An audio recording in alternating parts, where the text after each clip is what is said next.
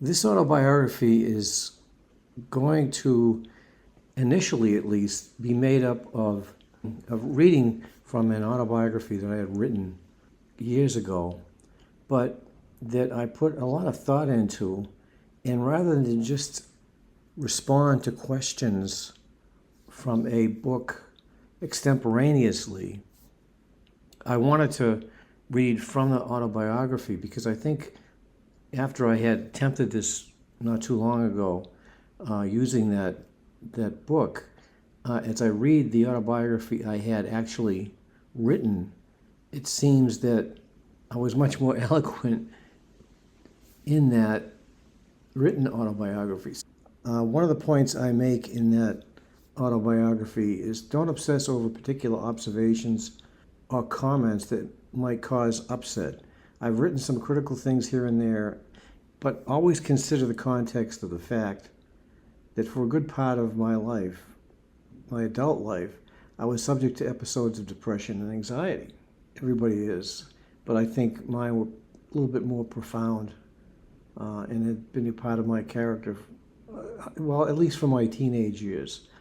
Now remember, the journal is a moment-to-moment document, and it would be of no value if I omitted or lied about what I was feeling. And I'm the first to admit that I am not without fault. In fact, one of the insights I drew from reading the materials that I was probably wrong more than I was right. For some reason, a genetic predisposition maybe, I became more fatalistic and cynical in adulthood. That's the dark side. But there's another part of me that has found much happiness and pleasure in life, particularly as regards to my amazing wife and my lifelong partner and soulmate, Janet, and my also intelligent, capable children, Paul Jr. and Jennifer. For every criticism found, notice the compliments and expressions of paternal pride. Then there are our grandchildren, Simon, Benjamin, and Catherine. They are our treasure, and we love them beyond any measure. They have added so much to our lives. Or as I watch them grow and mature over time, from observing them as infants and studying their different personalities and trying to guess what they would be as they grew older, to feel the love and the real attachment they had to us from their birth to the present. Jan and I were caregivers for the first few years, and they would literally howl when it was time for us to go, which tugged at our heartstrings, obviously. Now Simon, Ben, and 9, and Catherine is 7 at this moment, and their relationship has matured as they become more independent, but we're still very much part of their lives. They only live about a mile and a half, less than that, from where we live now in Scituate. We take comfort knowing that even when we're gone, they'll still have fond memories of us. Okay, now to switch gears and get into it here. There were many moments of clarity, wonder, and awe in my life. Heartfelt conversations and experiences with Janet, wonderful times with my children and adorable grandchildren. If I was left with only those moments and everything else was erased from my mind, I would count my life successful and beautiful. But I have so many other reasons to delight in the life I led. So many experiences shared with ones I loved best, and that I can only feel blessed if I use that word because there is no other that conveys my intended meaning. When I remember certain episodes from my young years, the memories are more than mere recall. Some very specific emotions and feelings well up. For instance, at age 9 or 10, I'm not sure, I often waited in the car outside the bar room on Ballard Street for my dad and my Uncle Pat on a Saturday night. It's as though I'm in the car alone, but not really lonesome, as I sat patiently listening to the music from the car radio and watching the traffic pass by. There's a surreal quality to the nights prompted by the damp, cool air, the bright headlights, the red tail lights of the passing cars. Maybe the recollection is colored somewhat by the aura attached to childhood recollections, but that does not dilute the strong emotional content of the memories. Such incidents from my youth encompass a mere handful of moments, but they have emotional components very much attached. Elsewhere in my journalizing later in life, I mentioned the feelings of sadness and regret as I assembled names and dates for individuals that went into a genealogical database that I was creating. All anyone would ever know of the vast majority was a name, a relationship, and a few dates. Now, how disappointing is it that their life stories could not be told? When I did find a blurb or two about people, I was thrilled. Part of what I was trying to do here is breathe a little life into some of the names associated with my humble story. When a person lives, an individual consciousness is infused with unique personality permeated by equally unique feelings, impressions, and perspectives. Upon death, that particular thread of consciousness is gone, dissipated into the ether that permeates existence. A thought that often occurs to me is that consciousness is a manifestation of the universe as a whole, the universe reflecting on itself. With recording and storage technologies available today, the life experiences and impact, however minor, individuals make on the world can be more easily recorded and their personal footprints through time documented to some extent. I would like people to see the value of journalizing their own life experience. It's revealing and perhaps even therapeutic to review one's own recollections and perspectives. It's also valuable for others to see what people focused on, their personalities and their insights. My mother, Gladys, early life was not easy. Her mother, Christine, had a partial stroke while giving birth to her seventh child, and my mother. The father, my grandfather Bernus, was apparently a stern, somber man who had a very difficult childhood himself, having been abandoned by his parents at the age of 7 to be raised by what we would call today a foster family. Christine, my grandmother, married in 1915, was Bernus's second wife, Ida Mabel Green being his first, whom he married in 1898. Which was her second marriage. Based on the best information I have, Christine had gotten pregnant with my uncle Edmund, who was her first child. Father unknown, though some information points to the possibility that Edmund might have been the result of an incestuous relationship. Now, this is conjecture on my part, looking at all of the circumstances around the birth and then what happened to my grandmother following that birth, and what happened to the family following that birth. Through an arranged marriage, wed to Bernus, 23 years her senior. The family did fairly well until the Great Depression of the 30s. Bernus was a city worker, a skilled carpenter who managed to place the family on a hefty piece of city property not too far from where I grew up as a child, in the house my mother and dad once owned since 1951. The Sweat family house was large, with 13 rooms and a big front porch. They lived tax-free since it was city property. Bernus died at the age of 60 of a strangulated hernia in 1932, leaving the family almost destitute. The oldest girl, Doris, took on much of the responsibility of caring for her siblings, at least the girls. I doubt she had much influence with her brothers, Earl and Walter. As my mother told it, she was left pretty much to fend for herself. Her mother became more childlike herself after the stroke that occurred while giving birth to my mother, and she couldn't really cope with all her kids. At times, she would leave them unattended for a day or two when she stayed with her boyfriend. To begin with, my mother almost didn't make it to her second birthday. There's an article in a newspaper that reports that on April 30th of 1930, that she had been hit by a delivery truck who was apparently backing up and didn't see her. And she was at that point 18 months old. Less than 18 months old. And the actual article indicates that they didn't think that she would survive the injury. And there's a image of that paper and the little article that described the incident that should be showing in the video here. So we came that close to losing my mother before she had even grown out of infancy. It's always amazing how all the threads of time and events have to coincide to bring anybody who lives into existence. Once, when my mother was about 5 years old, she came close to drowning.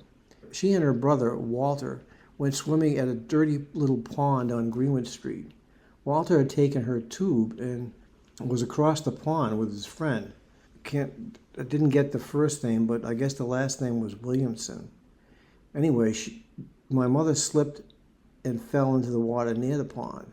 The Williamson boy, maybe about 9 years old, raced to her and pulled her out. She was too weak to walk, so he carried her on his back all the way home. Now, she's also suffered as a child from asthma and had to endure this dangerous chronic condition without aid of modern medications. She was often too ill to attend school. She did have beautiful writing, though. As the youngest in the family, she learned she had to be tough and fight for her rights, which explains a lot as she became an adult. For a time after her dad's death, they were allowed to remain in the house, but the mother's weakened mental and physical condition eventually resulted in the family being broken up by the city. They lost their home. My mother was 12 years old. Her brothers and sisters were placed in foster care. For a time, my mother stayed with her sister, Trudy, which was actually Lillian, married to Henry Sulaw. She was always closest to her eldest sister, Doris, though, and my favorite aunt. According to my dad, my mother always dressed well and was very neat. She loved to dance, a talent I never witnessed. She loved to sing, another talent that I really never heard when she was my mother. And she wasn't afraid to perform in front of people. She'd sing with her sisters, Marion and Doris. This was a part of her I never saw. I don't know why not. What happened stopped her after she got married and after she started having children from engaging in these kinds of activities.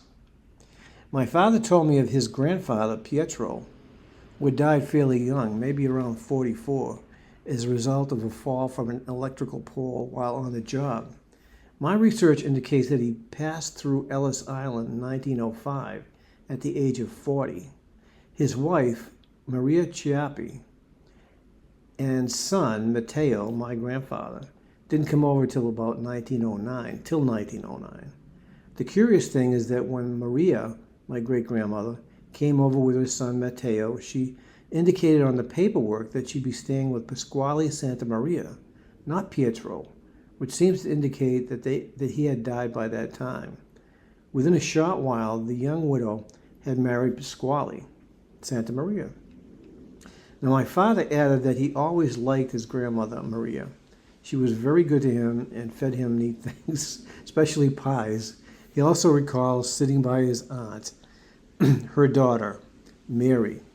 When she was dying of pneumonia, Mary, she was just over 20 years old when she died. My father's upbringing was more traditional. He always had his parents and a rather large extended family with many aunts and uncles close by. He had a typical Italian father, Matteo, who took no guff. Matteo had served in the U.S. as a soldier in World War II and fought in the trenches.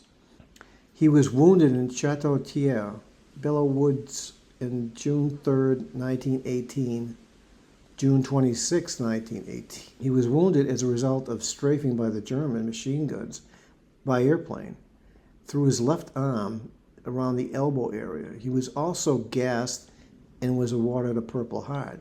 He did receive a disability pension that was critical to the family during the Depression and even allowed him to purchase a couple of pieces of property in excess of 3 acres in Shrewsbury and additional land on Lincoln Street. The Lincoln Street property included a building and a barn, which he converted into a house for the family. My father told me that the barn contained many old wheeled carriages that would be worth some money had he held on to them. He also constructed a concrete staircase that led from the front door down to street level, with concrete walls on both sides of the stairs, which were very narrow, because I remember even as a kid walking up those stairs, and they had a handrail, and you better hang on to that handrail. The stairway was carved through the rock and the ledge, with concrete lining the walls on both sides. It's always been an amazing thing to me that no one ever broke their neck on those stairs. Mateo played a mean harmonica. Aunt Millie played as well. Dad said that Gramp was very generous. Grandma loved to dance the tarantella and sing. I've actually seen her doing that with a handkerchief or something waving in the air. According to my dad, Grandma Mary loved to play games with him and his siblings when she had the opportunity. He explained one game that involved tying knots to the end of a towel. Whoever had the towel would show the number of fingers they were hiding, and the kids had to show the number they thought their mother was going to show, like rock, paper, scissors. If the number of fingers didn't match, the holder of the towel would smack the other in the palm with the wrong count as well. I did a search on the internet and found an Italian hand game called Mora. It has several variations, of which the game they played was probably one. But the family had to struggle to support the household of 6 children. Dad tells how he would often find a spot under the stove during winter nights to keep warm. He was the eldest and has talked about stealing occasional chickens for the family and having to wear donated clothing. He also owned a rifle and would shoot squirrels to bring home. At the end of Lincoln Street, where he lived, was a place called the Home Farm, a place today we would call the homeless stayed. Dad visited the place often and told how he would run errands for them on occasion, and how the cook gave him meals, pastries, and fruit. He also did some fishing in Lake Quinsigamon, which was about a 10 or 15-minute walk. The fish he caught, even the marginally edible ones, would be brought home where his mother would cook them. One day, when he was about 6, he walked over to where there was some construction work going on and asked one of the people there what was going on. The fellow said he was going to build a driving range for golfers and asked if my father would like a job picking up golf balls for a nickel an hour. Some days he'd work as much as 10 hours and would make half a dollar. He was very proud that he had become quite a good golfer as well.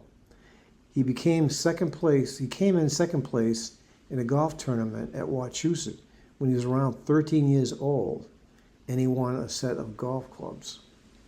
Dad speaks about how much respect he had for his elementary school teachers, especially his 4th grade teacher, Miss Powers. She wasn't much taller than her students. She had occasion to yank him by the ear and pull him out of a class a few times, but he had a high praise for her dedication, especially when, as a result of a bout with scarlet fever that kept him out of school for 3 months, Miss Powers would stay after class for more than an hour working to bring him back up to speed in his classwork. It's amazing. He has a scar on his right arm from crashing a motorcycle when he was 15. The bike belonged to his Uncle Frank, but had only 2 speeds, 2nd gear and high speed. Uncle Tony was on the bike once, but apparently couldn't get it going, so Dad jumped on. It jumped into high and took off. The bike shot out through the grass and was heading toward the stone wall, but before it got there, it hit a piece of ledge sticking out of the ground, and my father went flying. As he got up, he noticed the blood all over himself and checked his head and body to try to find out where it was coming from. Finally, he saw his arm and the blood was gushing out. He decided he'd best get to the police station where there was a doctor on duty. They called him the police surgeon. His arm was stitched up. Dad said his father was not happy with the story. I suppose my father was a typical Italian boy, but did exhibit qualities that would set him apart. He was in Boy Scouts and advanced to become an Eagle Scout. He didn't succumb to peer pressure to smoke and only started after he was married. A doctor advised him to take up the habit to help settle his nerves. Probably more surprising, he didn't drink while he was in the service, even while he was enduring the furious battles in the Pacific Theater.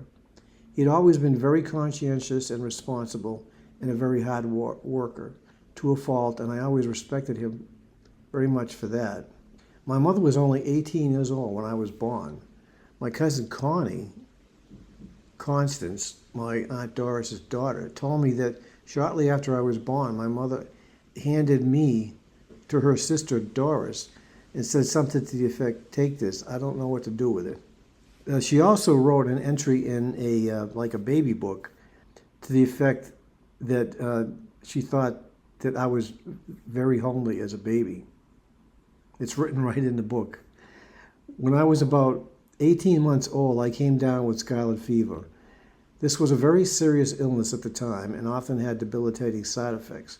I was lucky and I didn't suffer any permanent problems, though I wonder if the arrhythmia that had plagued me since I was 29 might not be traced back to that illness, perhaps weakening my neurological system.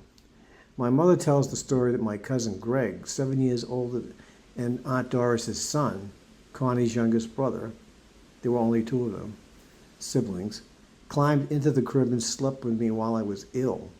My earliest memory is of riding my tricycle down the sidewalk at the side of the three-decker at 11 Lyman Street in Worcester, where we lived in a basement apartment.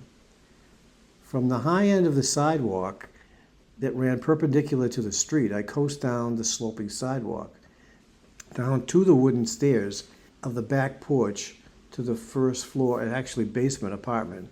Just in front of the stairs, I would make a right hard turn into the yard. The timing had to be right, not just to avoid crashing into the stairs, but to make the opening in the metal handrail.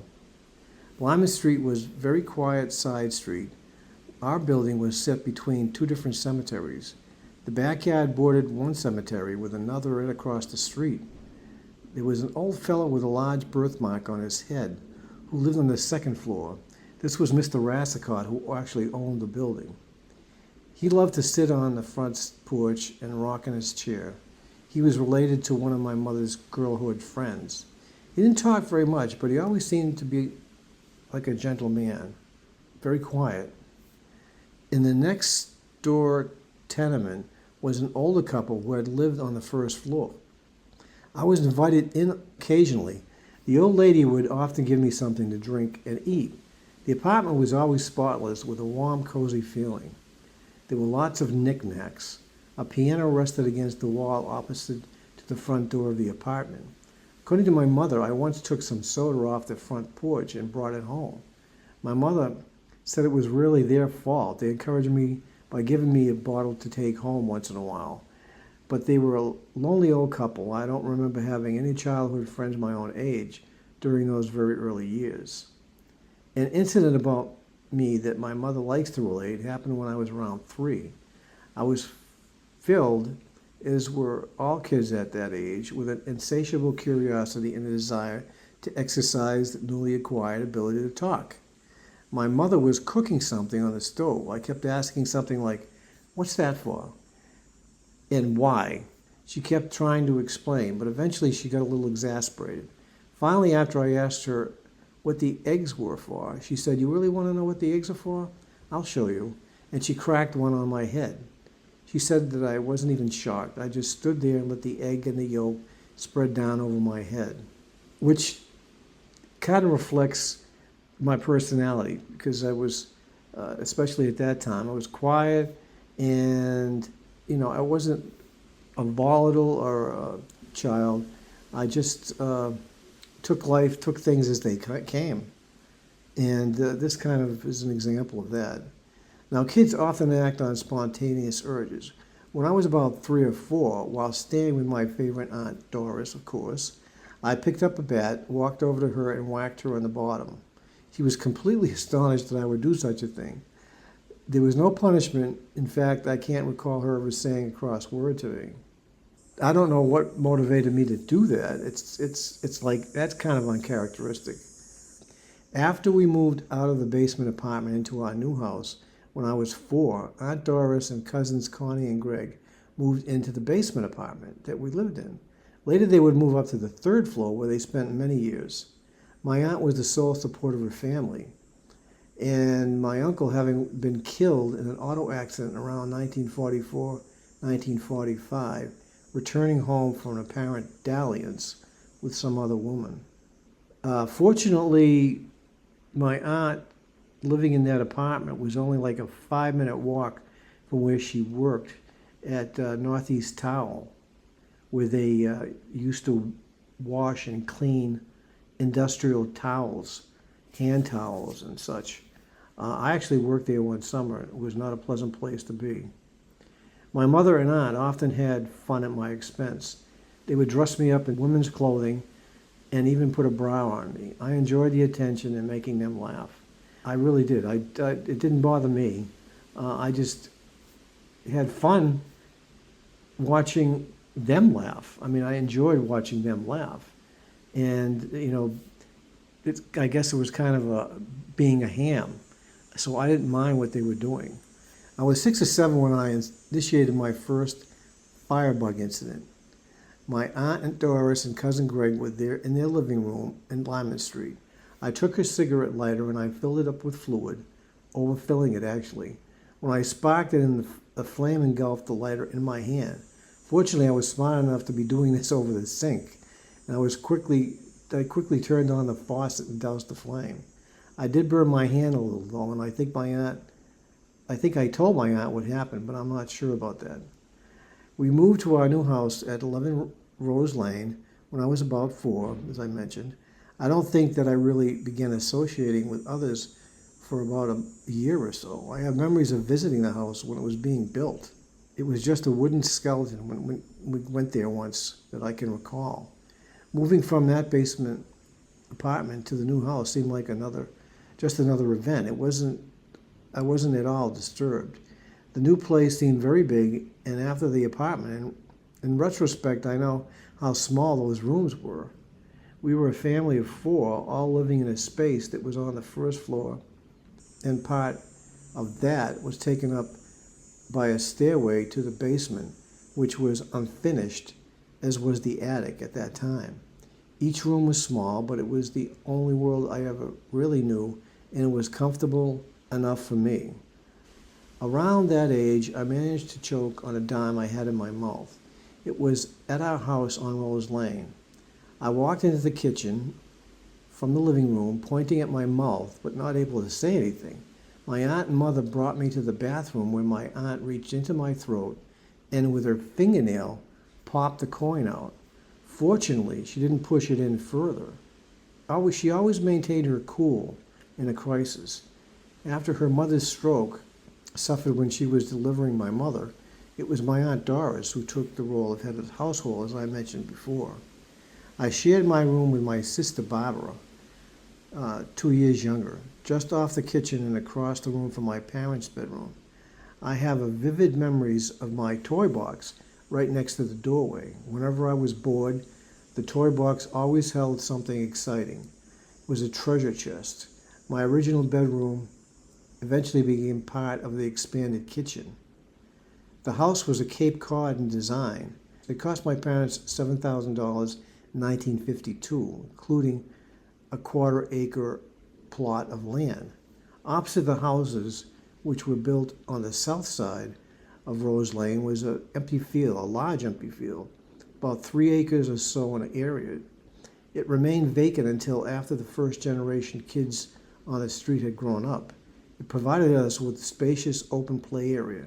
The field, as we called it, was bordered on the east by Greenwood Street and on the northeast by State Route 20.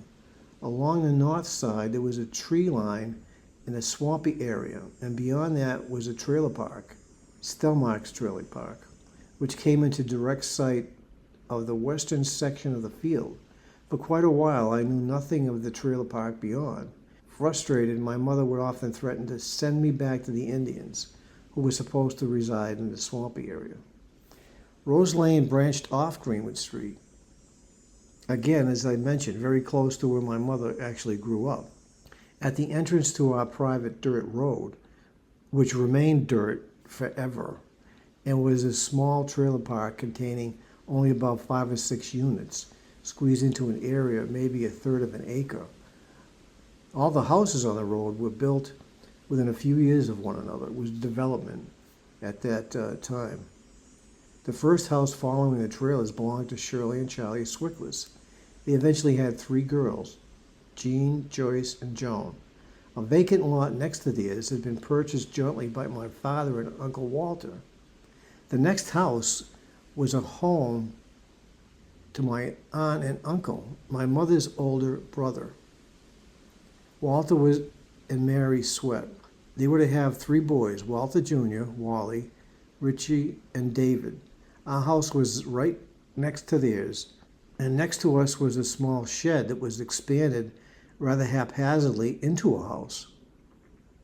This was occupied by Helen Johnson. To this day, I don't remember very much about her except she was nice to me, but otherwise rather quiet person. The last house on the road was also the oldest. It was put there before the development of the other houses that I just mentioned. It was owned by the Duvals. Her name was Timey, her husband a senior, the mother of one of them, and Carol, Timey's daughter. Carol was slightly retarded and was kept pretty close to home most of the time. She was a very nice girl, and I don't think the disability was too severe. Her parents sheltered her.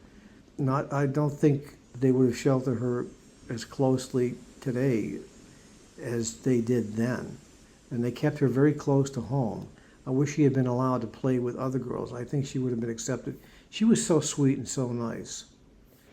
The very end of the road led to a larger trailer camp I mentioned above, Marty's. The park was in the town of Auburn. The trailers were bunched together rather tightly, with each having about 20 feet of frontage. Though the trailers were generally owned by residents, a bunch of them were rented. There must have been some 30 units in the park. Beyond and adjacent to that park, there was another one called Green's Trailer Park. The backyards of all the houses on Rose Lane lay on the Millbury-Worcester line. Beyond the backyards was an older, more established neighborhood dating back to the early 30s and 40s. That parallel street to Rose Lane in Worcester was Hawthorne Street. With few exceptions, the folks there may as well have been living in another state for all the contact we had with one another. Halloween was about the only time we ever breached the imaginary boundary separating us from them. I didn't play with my sister Barb very much. She was 2 years younger and more interested in her dolls, while I was interested in my soldiers and my building blocks, the small wooden blocks that preceded Legos. As a very young child, I once killed a frog. I knew it was wrong to hurt, but curiosity and a certain perverseness made me toss it against a fence post. I don't remember it dying. I just remember I felt awful, and I thought of its suffering. I wanted to kill it and put it out of its misery. The action had a lasting effect on me, though. If anything, it taught me about the preciousness of life and that killing was not an enjoyable experience, even if it involved a small animal. I didn't know at the time, but I missed out on the enjoyment of being a big slice of life as a child. It wasn't anything intentional that was done to me. Rather, it was ignorance on the part of myself and my parents. They were acting from traditional parental roles, but they failed to understand that children need to be with others, a mix of children. This might be too severe an indictment of my parents. They only wanted the best for me, both Barb and I. It was mostly a matter of geography. If I had grown up in a neighborhood with lots of kids my own age, I suspect my life would have turned out differently. But that's an alternate reality. This is not to say there was much wrong with life, the life I've had. It's a lovely and devoted wife, 2 smart, independent children, and 3 fantastic, most loved grandchildren. This was a time when the children that were born after the war were flooding into the school systems everywhere.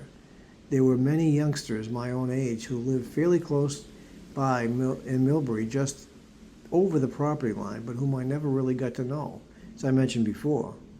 The name of the school that I went to was Quinsigamon. My mother had tried to enroll me, as I mentioned, in Millbury, but she was unsuccessful. This reduced the pool of potential friends and acquaintances somewhat, but there was another barrier, a very real and formidable. It was a busy main road, and area residents called it the cutoff, State Route 20. During this period, it was a major roadway which acted to effectively cut us off from many of the kids that I went to school with even. I was constantly warned to stay away from the road, warnings I heeded. I remember how fast the cars and the trucks traveled. The kids on the street and in the trailer park comprised my play group. There were several girls, but at that time there was a real division of the sexes. The girls played with their dolls, jumped rope, played hopscotch, while the boys played ball games, cowboys and Indians in the winter, built snow forts, and had snowball fights. It just so happened that my Uncle Walter lived next door to us. Their eldest son, Wally, was a year younger than I was, but we played together a lot. He was born without limbs below the elbows, but that didn't seem to bother me or him very much, and I never gave it really much thought. My mother was very protective and kept me confined to the yard for quite a while. Eventually, though, I entered peer group composed of Marty Stelmark, the son of the owner of the trail park. His sister Marilyn was a friend of my sister, and there was a Benny Hallberg, who lived with a single mom and his grandmother. My sister Barbara was 2 years younger than me, so we didn't have too much in common beyond living in the same house. Barbara was pretty quiet and close to our mother, and very religious. According to my mother, I was a very easy child to care for and very content to play by myself. I would cavort around the house, play with toys in the sand for hours at a time. In the house, I would often spend hours building structures out of my wooden peg blocks. I liked to play army and making buildings and blowing them up by using a small wooden bricks in my little projects. At one point, I had a little plastic artillery piece that I fired teeny plastic bullets. The problem with those is that I'd lose the teeny bullets. I also liked to play in the cabinets under the sink when I was really young. It had doors, and I could go in there and rearrange the pans. I'd take them out, pretend to cook. I'll pile them up into shaky structures. My mother confirms these memories. One day, after a rain shower, I sat with a piece of string tied to a stick and fished in a puddle. There were also memories of a sandbox in the backyard on the side near my Uncle Walter's. I remember laying on my stomach or on my side, playing with my trucks and cars or plastic soldiers in the sand, mostly by myself. I was content. One day when I was 5 or 6, I made myself dizzy by spinning around, ended up losing my balance, falling and hitting my head on the corner of my sister's dollhouse. Apparently it didn't bother me too much. My mother said that when she eventually came out into the yard, I was playing quietly with blood all over my head and face. Several years later, I was playing with my cousin Wally at the end of the street by the trailer park. At my instigation, we were throwing stones into the air, no particular reason. Wally got under one of the stones I tossed and was bopped in the noggin. He ran back to his house bleeding. I know I got in trouble, but I can't recall the particulars. One winter, we were sledding down the little dip in that road, the same place. I hit something and was knocked off the sled. I had the wind knocked out of me, and for a few moments I had a terrible feeling of not being able to breathe. In my mind, I called out to my mother, and for a moment I was scared to death, but I also felt an almost overpowering love for my mother. Another time I recall walking by myself down Rose Lane with a plastic machine gun. By pulling back the lever, it made a clacking sound, and I had fun firing it at imaginary enemies. But more than that, I remember hearing the birds, smelling the clean, clear air, and feeling the sunshine. I was happy. Moments of real bliss frozen in time. It's almost remarkable that I can even remember the sense of contentment, with no thought of responsibility or sense of anxiety from that time. Winter was especially magical season. Barbara and I used to look out the window watching the first snowflakes fall. Snowstorms were God's little gifts to us. Like an artist getting free materials, snow gave us a new medium to create things. Building snow forts, piling up the snow so we could slide down, even tunneling through the snowdrifts, kept us busy for hours. Eventually we'd have to come in cold and wet with runny noses, but we hardly noticed. As a child, I enjoyed being with friends. I looked forward to the fun of being with others, but I can't say I was ever lonesome. I usually found things to keep myself busy. I think this was the foundation of some other of my interests. Reading in particular, I took a great deal of pleasure from reading comic books, and later on, books without pictures. At first, these were mostly science fiction. I also enjoyed spending time with my father's service station instead of playing with my peers. These were carefree days when I wasn't concerned with how I spent my time as long as I had something to do. We owned this TV set pretty early on, and on the weekends I watched the kids' programming like Lone Ranger, Sky King, Superman, Disney on Sunday night. But most of the day time was spent sprawled on the floor playing with toys and wooden building bricks. Next to Christmas, my favorite holiday was Thanksgiving. My mother didn't like to cook, but we did host Thanksgiving dinner at our house occasionally. Usually, though, we would head over to my Aunt Doris's house and join my cousins Connie and Greg for a very substantial meal. I marveled at the spread and selection and dessert dishes that followed the main meal. There was much talking and laughing, and we all enjoyed the experience of being together. Our annual Christmas tradition was gathering the Princess Pine and making Christmas wreaths. Barbara and I would go into the wooded area just beyond Marta's trailer park to gather the pine shoots. They were like little pine trees, 4 to 6 inches in height. At home, we'd tie several pines like this to a bunch. Then take the clothes hangers and bend them into circles, leaving the hooks standing out. We'd arrange the bunches all around the circumference of the hanger. Finally, we'd add a row of ribbon and a couple of pine cones. We sold them door to door for $3 each. I'd say it took about 3/4 of an hour to make one. We sold 15 to 20 a season, and they helped to buy Christmas gifts. Another little money-making job I had during my preteen or early teen years was selling TV guides at 15 cents a piece. I would deliver them weekly, mostly to people in the trailer park. I made about 5 cents per issue, plus any tips. I think I did that for about a year or so. My route may have included 12 to 20 people, I think. We lived at the end of the number 4 bus line, some 3 miles from Quinsigamond Grammar School. There were 2 buildings and 7 grades, counting kindergarten, 2 classes at each grade level. The building fronting Greenwood Street was built in 1895 and housed the administrative offices as well as classrooms.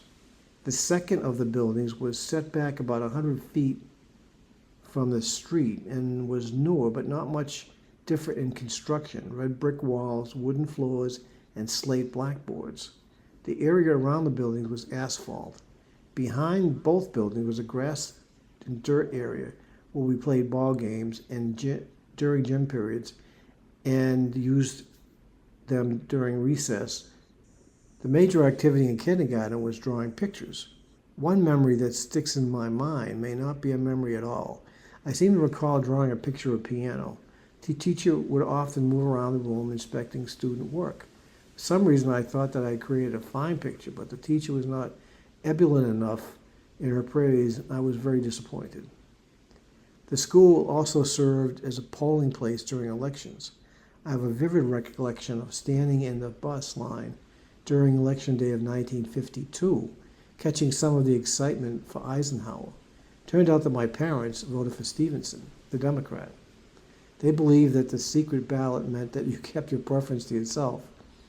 Wasn't until I was a good deal older that I found out they were solidly Democratic in their political leanings. During a conversation with my dad, though, a few years ago, I found out that his father, Mateo, was a Republican who hated Roosevelt. And I think I know the reason for that, because Roosevelt, early in the war, had not only the Japanese interned, but also the Italians. That was revoked early on. Miss Spetz was my kindergarten teacher. My first grade teacher was Nora Burns. Second grade, Miss Sullivan. She liked to draw and drew a color picture of me. The third grade was Anna Conlon. Jennifer would have her as a teacher as well when we lived in a house on Butler Street about a block away from the school. Fourth grade teacher was Anna Donahue. My fifth grade teacher was Milton Grace, my only male teacher, and my sixth grade teacher was Miss Waska. The principal for the entire 7 years I was there at Quincy was Mr. O'Leary.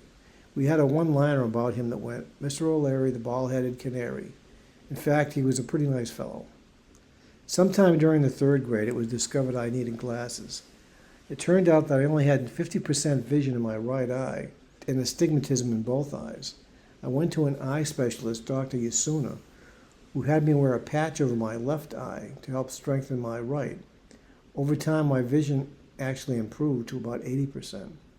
When I was 8, I was ring bearer for my cousin, Antoinette Iannoli. At the reception, I actually had the nerve to sing Davy Crockett with the band. I remember one old lady gave me a quarter for my performance, and I actually wanted to do another song and didn't get the chance. My first couple of grades in school were pleasant and stress-free. It was an excellent way to transition children into the broader milieu of contemporary life. Its influence in this regard is difficult to overstate. So much of the sanctioned as well as practical cultural realities and behavior are instilled in malleable young minds of children of this age. Roles were pretty clear-cut at this time. Adult and parental authority was to be respected, as were the teachers, though we were not above making fun of them among ourselves. During most of these grammar school years, I became acquainted with other children and fit in pretty well. And I was pretty much even in height with the other boys. I say this because I was never a tall adult. I only I reached a maximum height of about 5'7", which is what I was during my early teens. Never had that second growth spurt that saw so many other boys shoot way above me. During most of the grammar school years, I became acquainted with other children and fit in pretty well. But because I lived apart from my school peers, I didn't form many attachments. I interacted as expected, but only one enduring friendship resulted in the 7 years I spent there, George Johnson. There was a boy my age, Paul Anderson, who lived across the cutoff, not too far away from where my home was, and I hung around with him a little. I did enjoy going to his home and playing in the old barn that was part of his property, just behind the main house. They had a great clubhouse. I remember how neat it was to be able to make the place over to suit our whim. When I was there, I felt like a cowboy in the Old West. I was probably about 9 or so at this time. Eventually, Paul and I drifted apart, and he became closer to the kids further up Greenwood Street. There was another boy, Arthur Blanchard, who lived on Arnold Road, just across from Paul Anderson. He was kind of a nerdy type, very shy and quiet. I believe I played with him once or twice, but we never really hit it off or became close. There was a Richard Lolax, who was another peer, lived about a mile up Greenwood Street, next to Jeff's Pond, was filled in to become a manufacturing plant. I think they produced paper products, envelopes, I believe. Richard was quiet, but was a very talented artist. He drew a picture of Kennedy for me around 1962. He did it in color, and I have it to this day. Eventually, he became a musician, but passed away in his mid-60s. I remember most fondly the many flip card games I played during recess at Quinsigamon. That time, baseball cards were the only game in town. I became moderately proficient at precision flipping. Opposing players would contest one another with as many as 5 to 6 cards at a time. Winning involved matching or avoiding a match of the cards or the cards on the ground that the other person flipped. The person being flipped against determined how the opponent was to win. He could call for an exact match face to face. At the end of the year was a very special time. That's when we brought our comic books in and traded with one another. It was a real treat to be able to get a whole new batch of comics and not have to pay for them.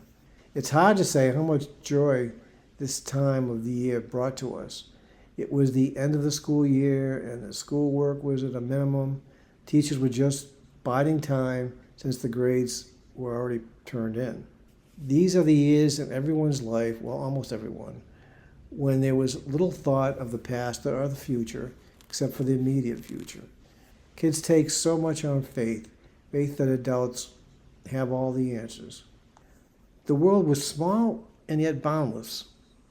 I remember abiding by the instructions of where I could and couldn't go. I managed to live quite nicely in that world. I found interesting things to keep me busy and occupied. I think we spend most of our adult life trying to recapture some of what was lost to us when childhood becomes something we can reflect upon. Kids don't reflect on the past, they live in the present. One of my biggest challenges, even as I sit here, is living in the present without obsessing about the future. I think there are 2 preoccupations that need to be avoided: regretting the past and worrying about the future. I do think it is helpful and even desirable to reflect on the past. Reflection is an adult characteristic that should be cultivated and exercised. It's through honest reflection that we can come to understand ourselves and the world in a more complete way. Reflection can have a calming influence on our lives, allowing us to distance ourselves from preoccupations and the randomness of thought that clouds our minds. About the 3rd grade, I was introduced to music.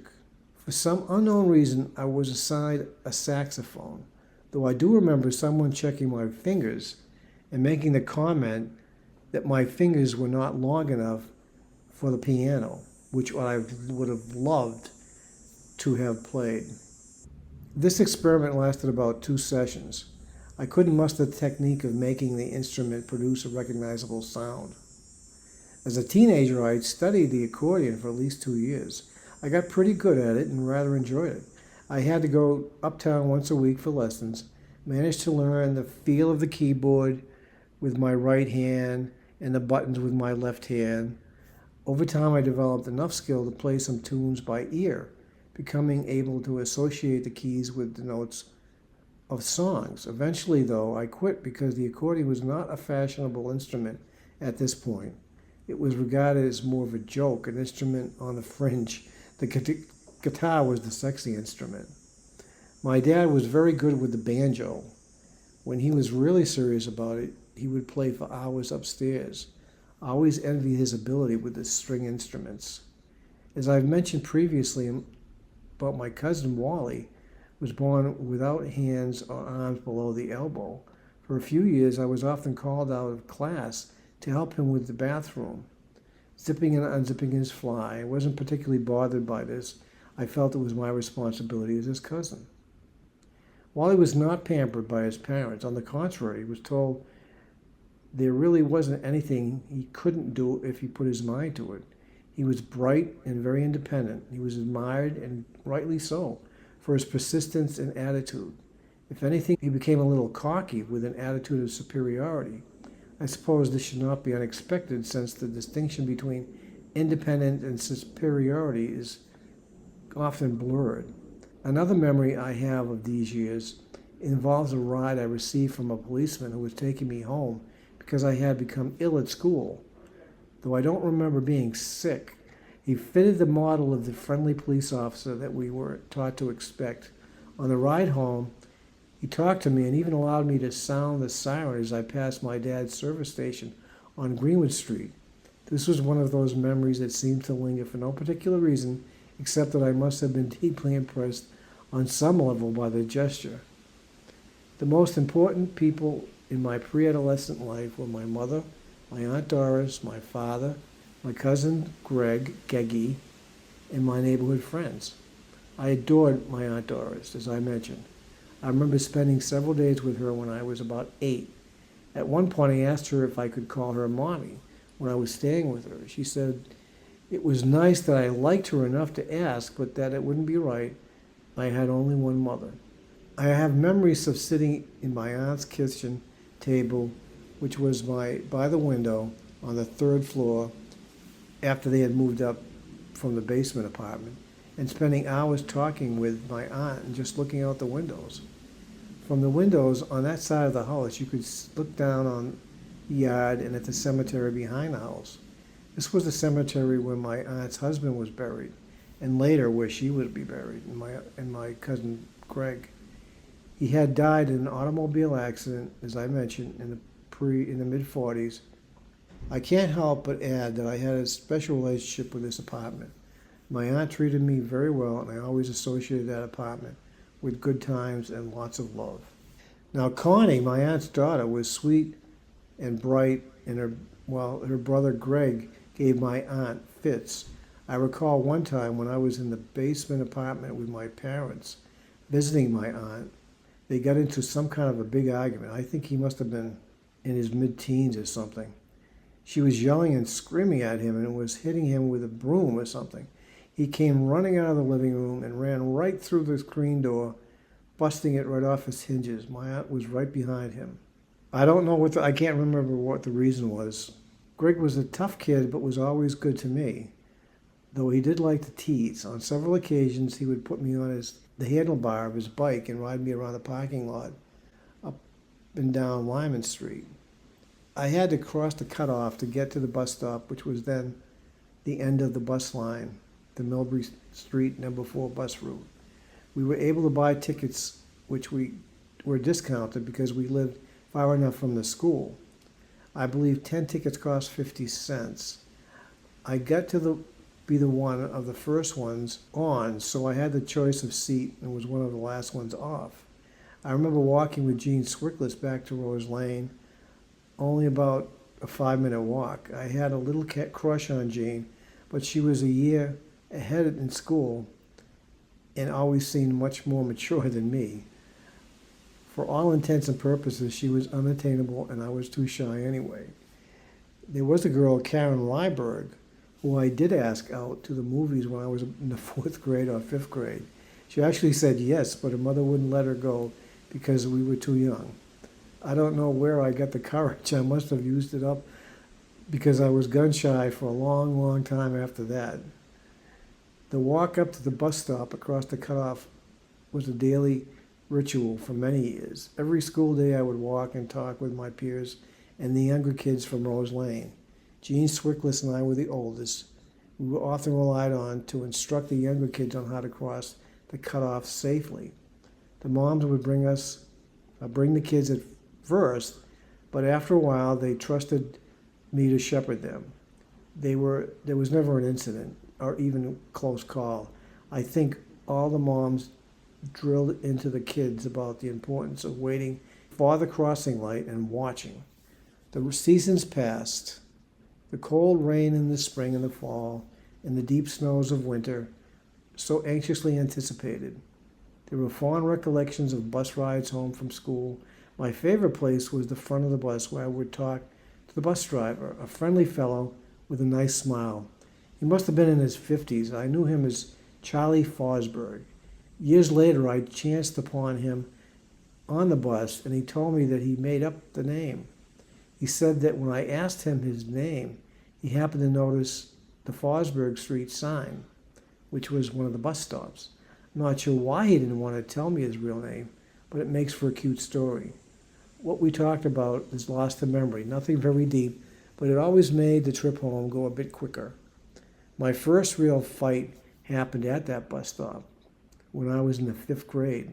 The situation had built up over several days. When I mentioned that what was happening to my parents, my dad, with my mother's approval, gave me a few pointers on how to fist fight if I had to. One morning, things finally reached a breaking point, and I was forced to fight. Turned out to be more of a shoving match. The fight was between me and 2 or 3 others. They didn't fight me together, though. I can't remember who it was that I fought with. You'd think I would, but it didn't last long. I was broken up after a short while, but I wasn't bothered anymore. I don't recall anything specific about the school from the 1st through the 4th grade. I remember in the 5th grade, Mr. Grace's class, I stood in front of the class to explain how wings on an airplane work to make the plane rise in altitude. It was also about this time I really started to become interested in rockets and our space program. By junior high school, I had memorized the names of all of our rocket boosters and their thrusts: the Redstone, the Atlas, the Titan, the Delta, the Vanguard. There is one memory of this time I wish I didn't have. My baby sister Diane, 9 years my junior, was about a year or 2 old when she had a convulsion. Usually a very active and loud infant, she suddenly went very quiet as though she were in a trance. My parents were frantic. In much haste, I was given my baby sister to hold, as my father drove a hectic route to St. Vincent's Hospital. He put the headlights on and kept tooting his horn as he raced over the roads. He was also crying and praying not to let anything happen to his baby girl.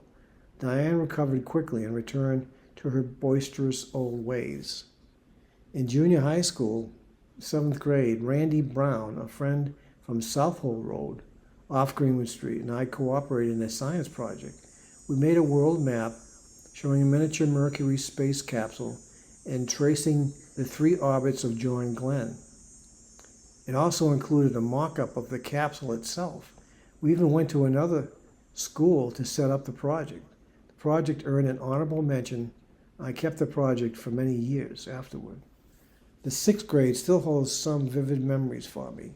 I think I sat in the 2nd row closest to the entrance, 2nd or 3rd seat back. It was at that time that I really came to understand the significance of academic tracking taking place within the classroom.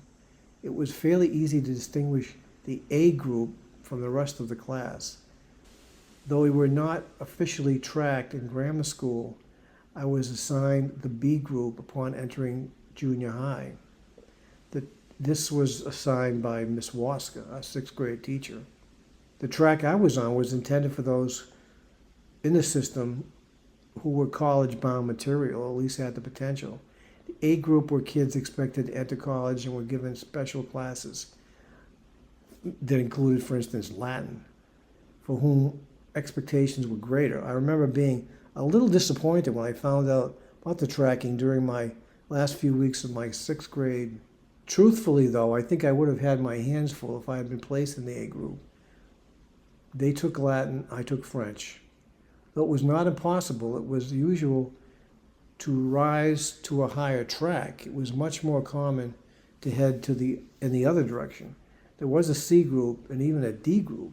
It all seems so ridiculous and demeaning today, but it was serious stuff then. For some reason, my parents always held that against my 6th grade teacher, Miss Waska. I started spending time at my dad's service station when I was around 9. I'm not sure whose idea it was, but I enjoyed being there right from the start. At first, I went with my dad's on Saturdays, spending time at the service station helping me with my shyness. I got along with the adults.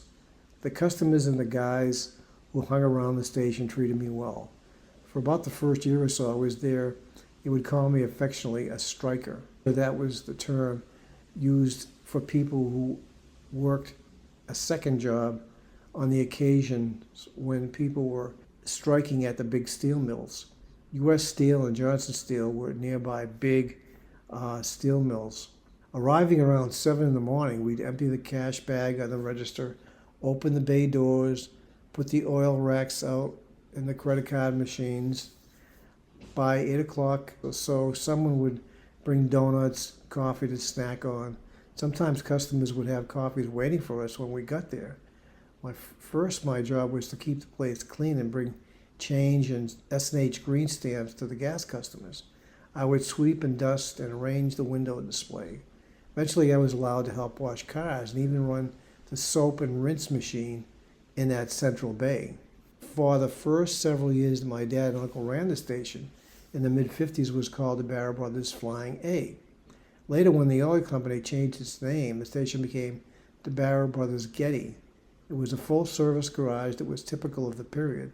Services included gas, oil, grease, all sorts of repairs, washing cars in that middle stall that had a special washing machine, a device that would come down and spray the car with soap and water and rinse.